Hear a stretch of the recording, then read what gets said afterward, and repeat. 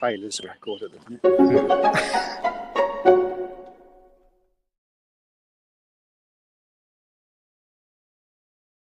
Good morning, everyone. Morning, everyone. There we go. You know it's live. I can't get my words out. Welcome to Ben on the Fen, not on the Fen, on location at the UEA Wildlife Trail. So, beautiful sunny morning. Getting this in nice and early before the temperature creeps up. For those of you who don't know who I am, I'm Ben Aldridge. I'm the Managing Director of More Free Time. We are an outsourced finance team based over in Dereham, dealing with all those day-to-day finance issues that small businesses have to deal with or don't have to deal with if they use us. Now I do this weekly live podcast, and I like to have a guest along each week, and this week I'm absolutely delighted to have what I would class as a minor local celebrity. Oh my goodness. Don't say that. Don't say for that. Ben on the Fen this week. He's a co-presenter of the Norwich City Radio Norfolk show, The Scrimmage. He also co-presents podcasts online Talk Norwich City.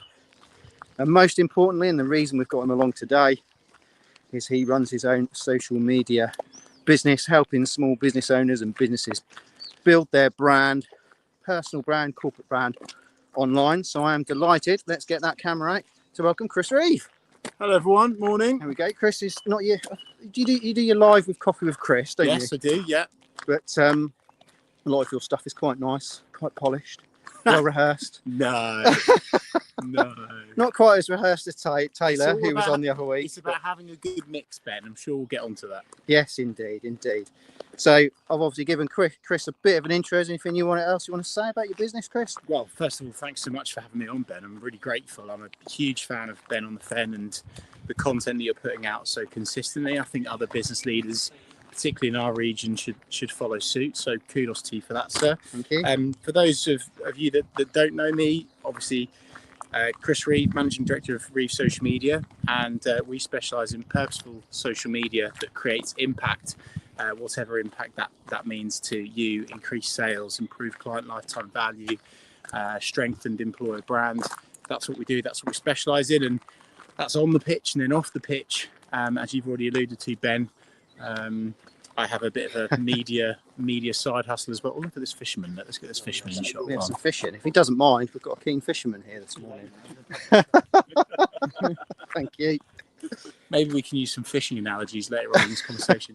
In the kind of off the pitch world, bit of a media kind of hustle as well, and love speaking to current Norwich City players, ex-Norwich City players, journalists, and that such of alike. And I'm hugely passionate about raising money for a charity that I'm an ambassador for, Big C, to help local people affected by cancer. We are almost at £50,000 now, which I'm really proud of.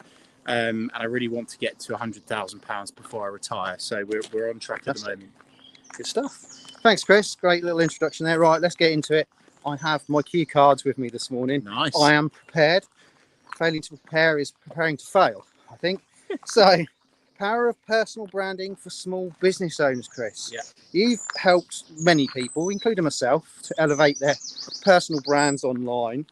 Why is personal branding especially important for small business owners, and how can they start building one that feels authentic? It's your unique advantage over. Can you hear the birds tweeting, by the way? This is what we get with Ben on the Fen. I love a bit of that. That's the positive feedback we get. It's your unique advantage. In a world of cold, corporate, grey, boring, soulless AI robot content, it is your way to break through. It's your way to gain trust quicker than any other opportunity online.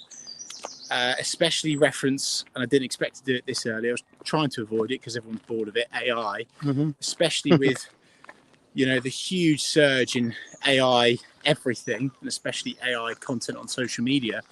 It's more important than ever before to double down on you, and the more you are, the more trust you'll gain with your prospects, with your current clients, and therefore as a byproduct of that, you'll make more money. So that's one thing. I think then off the back of that as well, it just creates the most incredible opportunities.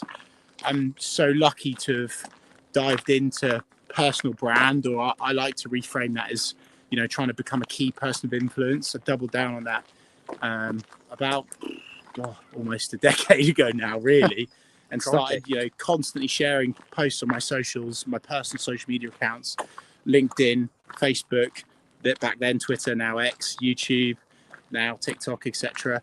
And off the back of that, the amount of opportunities that will come for you and your business, it is absolutely mind-blowing, Ben. So yeah, I cannot recommend it enough. And look, in my honest, humble opinion, gone are the days where people can just sit behind a corporate banner now. You really need to make sure that you have a strategy for your personal social media account, and that's what you've kind of done incredibly well, Ben, and that in turn will help more for in time. Yeah, fantastic. That's great stuff. Okay, so you briefly touched on it there. LinkedIn, you mentioned LinkedIn, and it's the underrated gold mine for businesses. So you're quite well known for helping a lot of people build their brands and their personal brands on LinkedIn. So what are the common mistakes you see small business owners making, and what should they do instead? Oh, blimey, dude. Quite deep for 8 o'clock on a Friday. No, I'm fine to do it. There's just so many things that people do wrong, Ben. I think the biggest one is people get in their own heads and they are chasing this unattainable objective of the perfect post. And I'm just of the opinion that the perfect social media post doesn't exist. Sometimes it's about luck, and the way that you can increase your luck when it comes to creating good content and something potentially going viral or having a profound impact is just by consistently posting. So I always try to get people into this execution over perfection mindset. People find that very difficult because of judgment from their peers, judgment from their colleagues, perhaps their friends or family, although I would challenge that. If they're your real friends and family, they shouldn't be judging you like that with regards to your social content. And I think it's about getting the mindset of serving and not selling. And people treat LinkedIn like this kind of old classic pin board where they just put their it almost looks like an Argos catalogue, Ben, right? And everything's kind of just splurted out, and it's just about ramming it down people's throats, really. And I'm a huge Gary Vaynerchuk fan. He's one of my inspirations. I'm so lucky to have met him. And one of the things that he preaches as the marketing guru that he is jab, jab, right hook. And what that means is your jabs are giving value, which means helping people, serving people. And then the right hook is the sales post, right? And that doesn't come as often, perhaps. But I think the other thing as well, to then go kind of a bit the other way, Ben, is people also need to probably get a little bit more American when it comes to LinkedIn. And British people struggle with that. They go, "Oh, I don't want to do that," you know. But what I mean by that is, I've just said their right hook, which means your sales post on LinkedIn, which means your post where you actually tell someone to do something.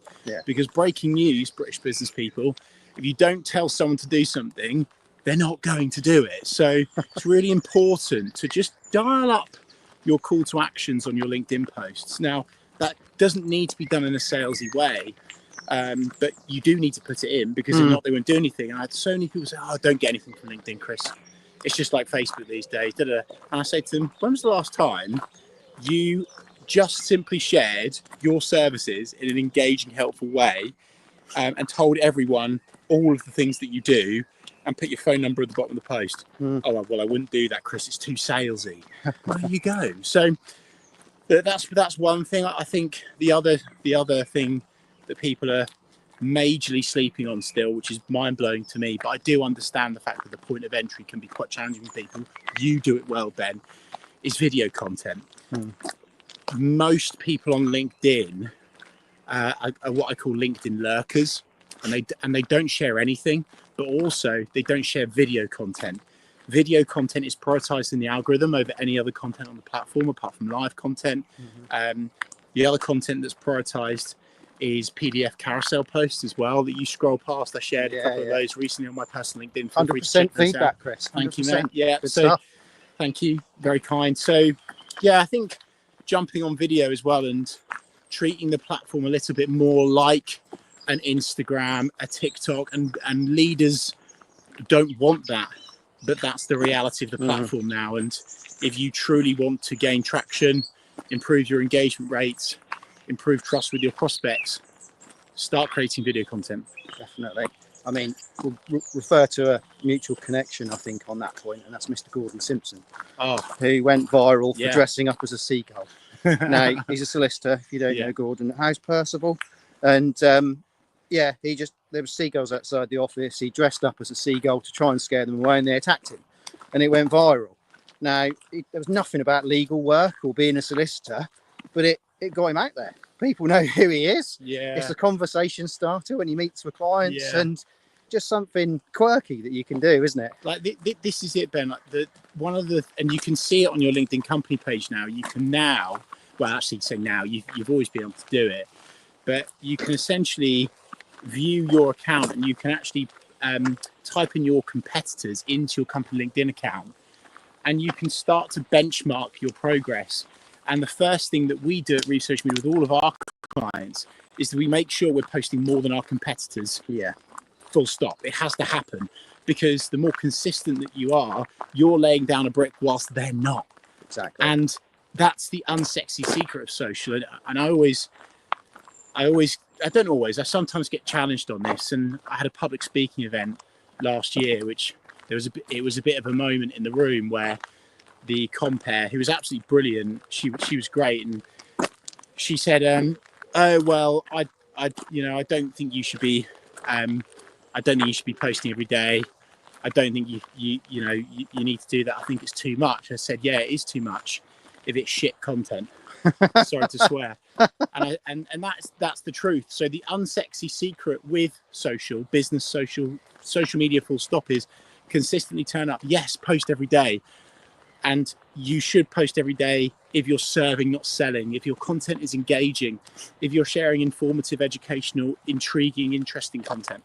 Yeah, definitely. That was a ramble. Someone's left a comment, by the way. Can you see that? Can we see the comment? It just says morning. Oh, good morning. I don't know who said morning. Can we scroll? Angela. Hello, Angela. Hello, Angela. Good morning. This way. This way.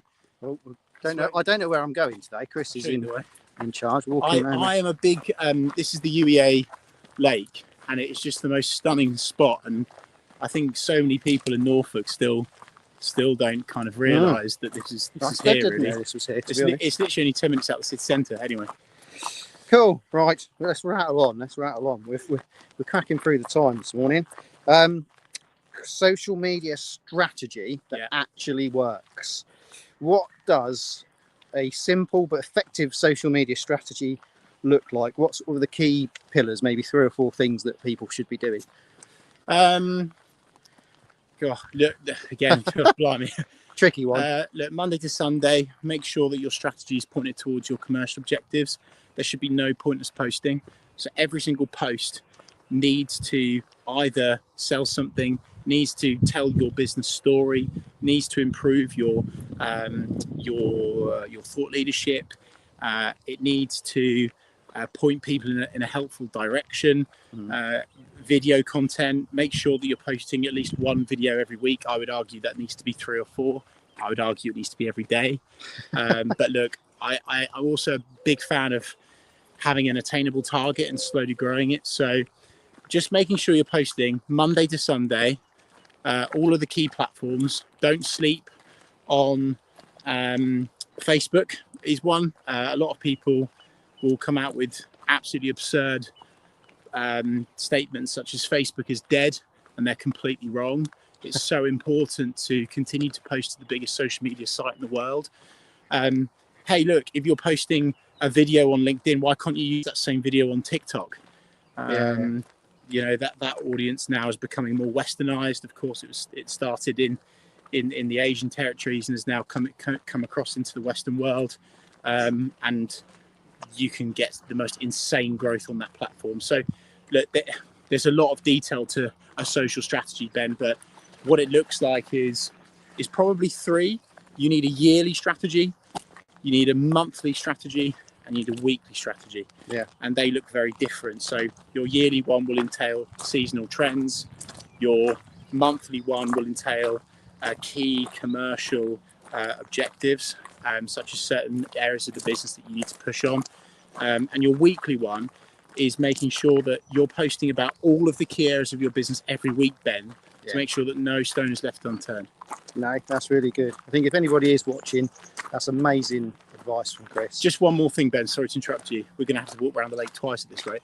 I think a real quick fix for strategy and turning up volume is posting testimonials, client recommendations, referrals, things like that. So when anyone bigs up your business, even if they write you an email, screenshot that email, share it on social.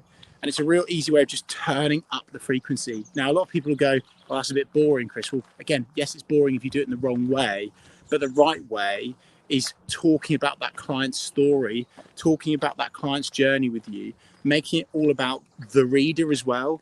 Would you like to have similar results to Angela? Would you like to have similar results to Walk Time? So that is a really easy way that you can bank and schedule ahead a lot of content to make sure that you're ever present in your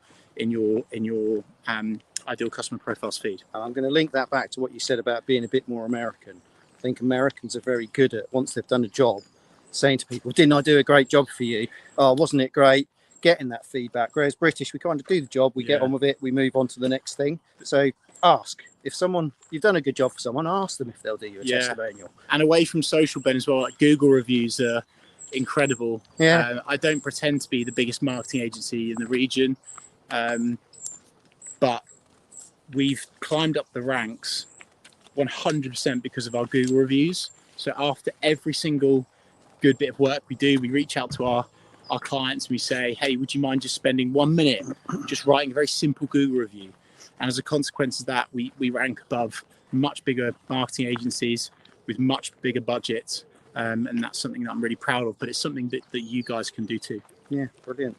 Okay, we couldn't meet as two fans of the yellow and green army and not mention Norwich City. And obviously your passion for Norwich City has come out in Talk Norwich City. You and Jack do that, and you guys have built a really strong community around that podcast. You've got how many thousand followers and subscribers? Loads. 27,000 subscribers. Yeah.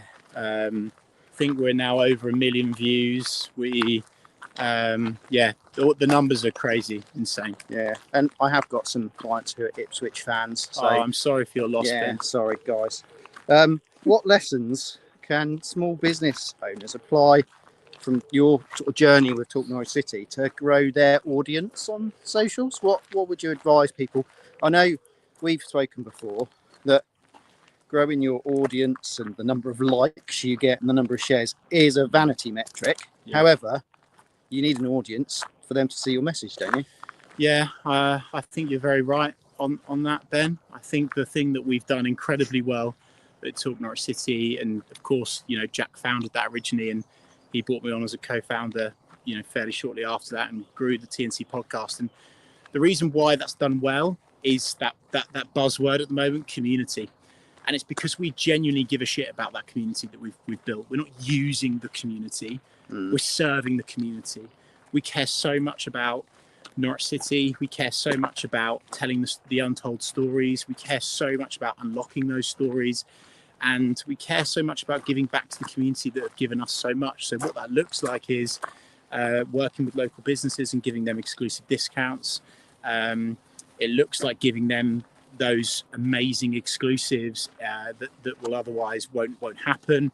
There might be one today at some stage.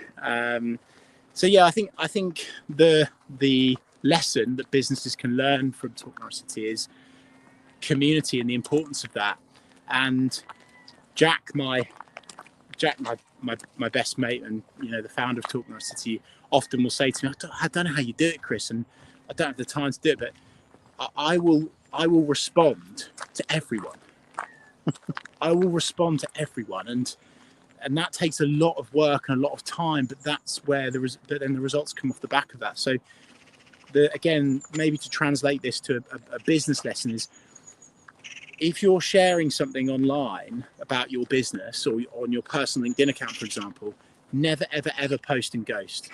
If someone takes the time to respond, you react to that post as a bare minimum and just comment back, even just something as a bare minimum, thank you. And just taking the time to respond to people not only will make them feel like they're a part of something, so they'll come back, it'll then show them that content again. It will also then just massively improve that piece of content, because what people don't understand is the more comments that you get on a post, the longer that post stays in the feed, Ben. So my kind of trick, if you like, on this, with my business content certainly is, if someone takes, say for example, you comment on one of my posts saying, "Great video, Chris, found this really interesting," I would then comment back with a question, because then you'll answer the question, and therefore my post will be further boosted in the algorithm. So, but no, anyway, back to Talk Norwich City. I think community is one thing. I think the other thing is we've been unashamedly us, and we make no two bones about that. And look, I'll be honest with you. If I could go back, I'm not sure I would have done it. I would have probably just done a marketing podcast sooner, because it's had, in spells, the most horrific impact on my mental health, because the football world and the online world is brutal. But again, the lesson from that is we've just stayed true to exactly who we are. We've not tried to be anyone we're not. We're just Norwich fans. And as a consequence of that, the channel has just grown and grown and grown and grown. And again, translating that to the business world is, when you're on camera or you're sharing something about your business online, just be you. Don't try and jam in a load of jargon. Don't try and be something that you're not. You don't have to be. You can just be you. And I think that seems to be the main takeaway from this Ben on the Fence so far, Ben, is really just the more you can be online, the quicker that your accounts will grow, the bigger your audience will grow, the more impact you will have. And that looks like more subscribers, it looks like higher engagement rates, it looks like more profit off the back of the platforms. Yeah, fantastic. I thought of a question as we were talking about that, and now it's gone completely out of my head, which is really annoying. But never mind. Was it about Talk Norwich City? Was it about growing communities? Oh, it was something about one of those. But we'll have to do another one, don't worry. Yeah, I was too busy looking around at the scenery and stuff. I get distracted. No, I think where you were talking about building that audience, I think it is when you first start, and those people that maybe early on in their careers who've been asked by their company or set up a LinkedIn profile, which happened to me many years ago when I was working for a large accountancy firm. We set up our LinkedIn profiles because we were asked to do it, and that was it. We weren't given any instruction what to do. That's a classic though, Ben. Everyone does that. And then you get almost a corporate thing, or you can't post anything online without vetting it with us first. Don't start me on that. And that's partly why I like working for myself, because I can say what I want when I want.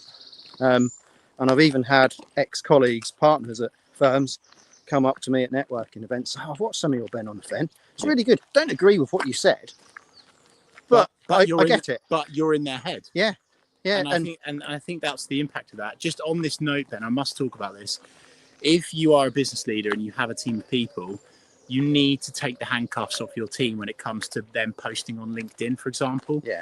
And of course, there's obvious guidelines, right? I always say, don't share something online you wouldn't say to your grandma's face. Oh, there's risk. I think, isn't there? Of course, there's risk, right? So there's certain practices that you can do, and at social media, we've done, countless sessions with teams on LinkedIn and what good looks like in terms of strategy, in terms of behaviors and habits and things like that.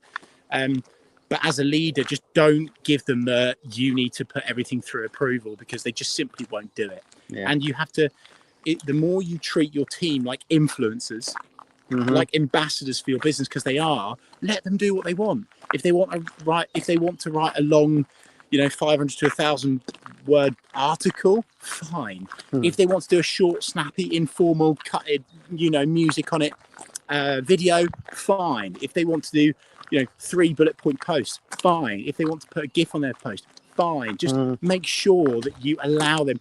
It's free marketing for you. Why wouldn't you let them do it? It's just crazy. I know. To me. Anyway. I know. No, that's fine.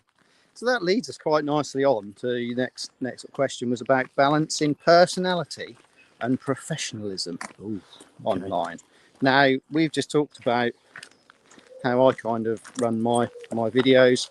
I think I'm possibly sometimes too personal. However, I'd rather that than be stuffy accountant, suit and a tie, walking around.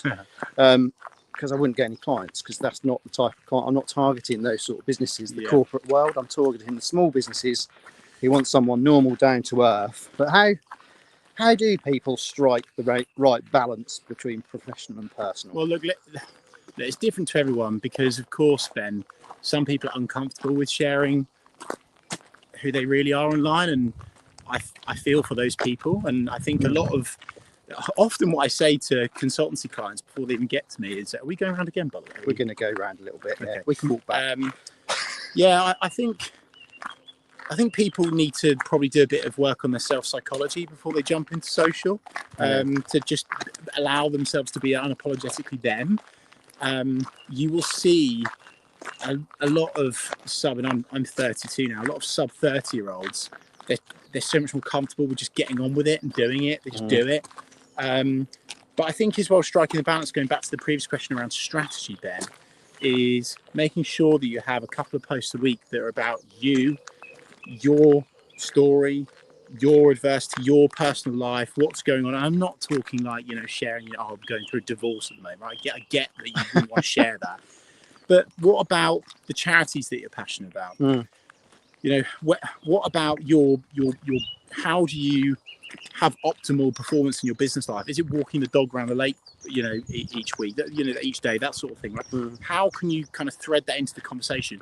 How can you make what you do off the pitch in your personal life about what you do on the pitch in your work life? So threading those things in. And again, if you really genuinely want to stand out from the crowd, if you really genuinely want to improve your engagement rates, if you really genuinely want to have an impact on social, you will be more you. Yeah. If you want to play it easy, play it safe, don't share much about, or I guess I think the going back to the question, it's about personality, isn't it, Ben? If you don't want to double down on, being you online, that's okay. You just won't have as much impact. Exactly. Simple as that. I mean, one of my highest ranking posts of the last couple of months was one I shared last week, which I was playing shops with my 10-year-old. She'd made her own shop out of a cardboard box, and she had all these items for sale. Love that. And on the side of the box, it said, everything £4.50. And I was like, well, there's a ball here. There's a computer game that's probably 50 quid. No, everything's £4.50. That's my price. Yeah. And so, quick picture, her pulling a stupid face. Put it on LinkedIn, relating it to what we do. So talking about pricing and your strategy. Perfect. And it's had engagement from people I don't even know who they are. And that's perfect, Ben. That's exactly what you should do. Yeah. And also people will look at that and they'll go, oh, okay, so Ben's got a kid, okay. Ben seems like a nice, he's relatable. I can relate to that. And so many people are trying to be something that they're not on LinkedIn and on social media, full stop. And the more that you can be relatable, that again, the more trust you'll have with your clients, with your prospects. It's an incredibly important thing to do. I know. This is a slightly controversial one, because I know it's a slight bugbear of yours. Come on. People love dogs and cats. Yeah, so they do. So like that's a good quick way of just, I guess it's an idea, isn't it? Right? If you post your pet. The thing that I've got. Sorry, just got past the fishermen again. We're at a junction, and they've got all their fishing gear here. Swap sides now. The challenge that I've got with posting pets, Ben, is it's a bit random, and especially on company accounts, people just don't know how to do it. And this is an example of, I guess, giving social to the wrong person. It's like I'm a big animal lover, and it works. Like, here you go, look, we've got a little dog here. Look, we've got loads of dogs here. There we go, little doggy somewhere. He's run back to his owner. I just think, regardless of the randomness, whether it is a picture of a dog or a cat or whatever, like, that's fine, but try and make it about them, about your audience, not about you. Like, really think like, how does posting a picture of my dog relate back to my business? Like, we have to try to link it in. If not, people will go, okay, great, Ben, I'm really happy for you, but that's just the guilty one is someone who's got hold of it, their boss's dog comes in, they take a picture. Oh, the boss's dog came in today. Yeah, isn't she lovely? Yeah, and that's okay. But that's good story content. Yeah. But like, to post that on your feed, I don't know. I think that's a bit naff. Yeah, you need to do something more with it, don't you? Correct. So build something around it. Okay. Right, we're on to my last pre-written question here. So the future of social media. You've already mentioned those two letters that everybody is so scared of, AI. Yeah. That is coming in. So Yes. what trends are you seeing across social media that small business owners should really be paying attention to? Well, we've kind of, again, it's linking back to lots of what we've already said, but Yeah. I think it's a good one, is what we're seeing now, omni-channel, across the board, across all channels, is improved performance in posts that are not polished. And what I mean by that is the algorithm is penalizing you for using logos in your videos and your photos. And it's because they want the barrier of entry to be lower, because they want more people posting, because they want more people to spend their time on social, right? But it's perfect for business owners because it means it's easier than ever before to just get going, to just start posting, to, you know, execution over perfection. Because you don't need to add fancy pants logos and things like that. And as a consequence of that, you'll be rewarded. Of course, video is more important than ever before. A small thing but a helpful thing is right now, as of this point of recording, Instagram posts that have music on way outperform posts that do not. So trying to find relevant music to that is good. Also, just on that topic of Instagram, it's now findable on Google. I've botched the wording of that, forgive me, it's slightly early in the morning. So at the moment, TikTok have done a really good job of, if I search restaurants in Norwich, Ben, loads of TikToks will come up fairly near the top, because Google are scraping that information, and then your content will be found by Google. Right. Now, Instagram, from the 10th of July, all content will be findable through Google. And this is massive news in the world of social. So for those of you that are like, oh, you know, I do LinkedIn because that's where my business is, you need to get going. Do not sleep on Instagram. I think that's, you know, I know that's not, you know, the future. I mean, technically it is, because it's in a few days' time, but that is my message to people right now. The immediate thing is, make sure you're posting on Instagram, because you're going to be found on Google way more, right, rather than just through Instagram. So that's really good. Obviously, AI is coming in, and therefore the need to jump on video, stories, live content is more important than ever before to break through the cold corporate soulless stuff that we see. I don't think the other thing that is now here and is only going to get more popular is live shopping, social shopping. And social, TikTok's very good at that, isn't it? Of course, you know, TikTok's the obvious one. This was hugely popular. It's been popular for years, again, in Asian territories. Again, it's now come over to the Western world a wee bit more, and we're seeing some absolutely crazy results off the back of TikTok lives, Instagram lives, and again, that links back to our previous comment about community, Ben. So I think what businesses can take away from that is, how can you create your own live show to talk directly to your customers, to improve and build your community, to serve to them, not just sell them. But then off the back of that, you're actually then creating content that the social media feeds want, and therefore you will sell more products and services off the back of it. So I think live social shopping is here, but it is the future too.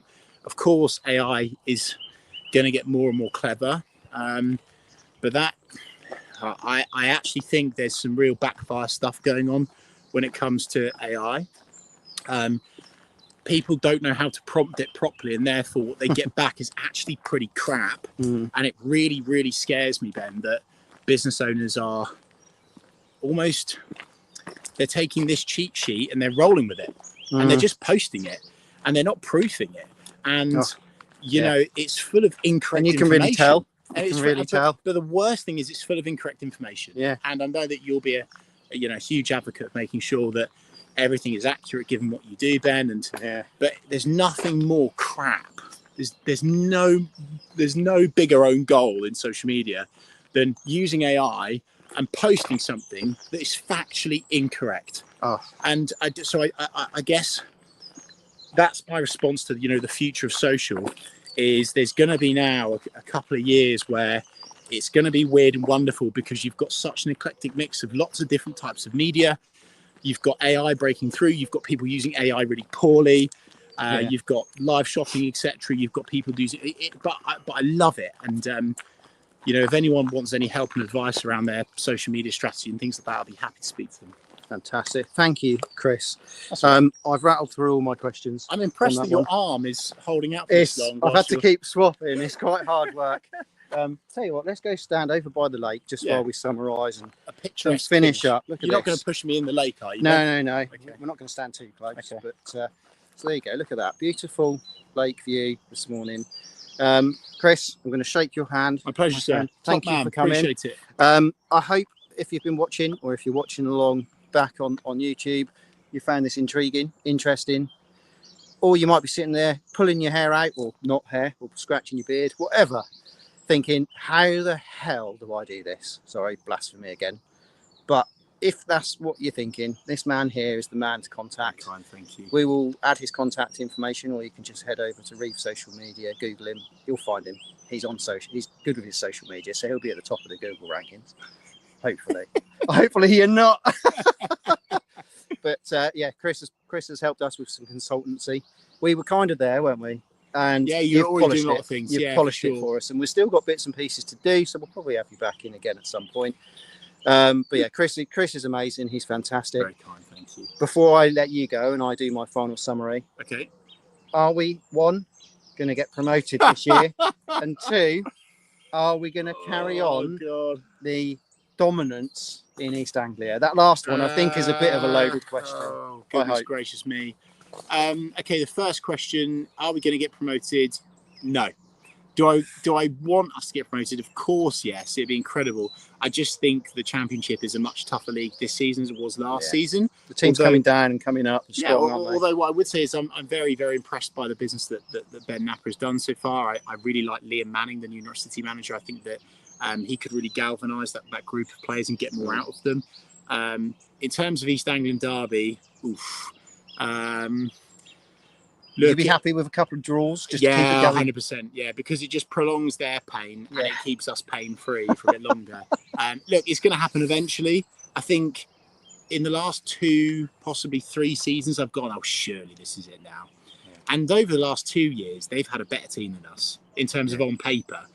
But we've just turned it up. So look, hopefully we stay unbeaten. Let's see. Yeah. And then the last thing, I've always wanted, you're the, like I said at the start, closest thing to a minor local celebrity. Wrexham are in the Championship next year. Yeah, they are. Anybody watching, share this as much as you can. I want Ryan Reynolds on Ben on the Fen. That is a massive ask. That is probably not going to happen. That'd be incredible. But Ryan Reynolds, Rob McElhenney, if he's free. Yeah. Hugh Jackman. Okay. It could happen. It could happen. That could happen. My wife is like, Ben, are you getting me tickets to go to the Wrexham Norwich game? You've never liked football in your life. I said to her, oh no, I wanted to see if Hugh Jackman's there or Ryan Reynolds. Could happen. So you never know. You never know. But fingers crossed, new manager in. Let's local lad. Let's hope we do the business. Sure. So fantastic. Well, keep up Ben on the Fen. Lovely. Thank you, Chris. Right. Bye-bye. Cheers, so guys. Chris obviously mentioned there at the beginning a charity that he works with, the Big C Cancer Charity in Norwich. He's raised £50,000 plus for them. If you can make a donation to them, help them achieve their goal, I'm sure Chris will share his link as to how you can do that. I'm sure they're doing lots of events and things very closely linked to that. More Free Time are doing a charity walk this month of June. The team are walking collectively Land's End to John O'Groats. Actually, no, John O'Groats to Land's End. We are way over now our target in donations. We targeted £1 for every mile, 874. We're well over £1,000 now, so that's fantastic. But please, if you can, keep donating. And mileage wise, we're nearly there. We've only got about another 200 miles and we've still got a week to go, or over a week. So that's fantastic. Big shout out to my team actually, because they've all committed to that, especially in this weather that we've been having. They've still been going out and clocking the miles, so well done. Finally, next week there is no Ben on the Fen live on Friday, but there will be a Ben on the Fen live next Saturday. North Free Time are sponsoring Dereham Litter Pickers. They're a community group helping out to keep the town tidy. So we're sponsoring them, helping them buy their equipment, etc. But we'll be there clocking up a few more miles on our charity quest. And basically, I will be live with the organisers of Dereham Litter Pickers just to have a quick word with them, let them tell you about what they do, why they do it, and how anybody can get involved. The following week, I'll have Oliver Dennison with NRG Energy Solutions, or he does carbon reporting, all kinds of stuff like that. Really interesting and really topical, obviously, with climate change and global warming, all of that sort of thing. So really interested and pleased to be having him on the show. And then next week after that, I have some spaces. So if you want to come along, have a chat, promote your business, tell people what you do, how passionate you are about it, as Chris is today. You can see he's amazing, unbelievably passionate about helping people on social media. Please let me know. If not, I will be hunting a few of you down. So that's it from me. Last final view of this beautiful lake. If you haven't been down here, UEA Wildlife, it's lovely, absolutely beautiful. You can hear the birds singing. It is almost like Ben on the Fen, but not quite. That's enough from me. Hope you all have a great day, and I'll see you all next week. Take care, everyone. Bye bye.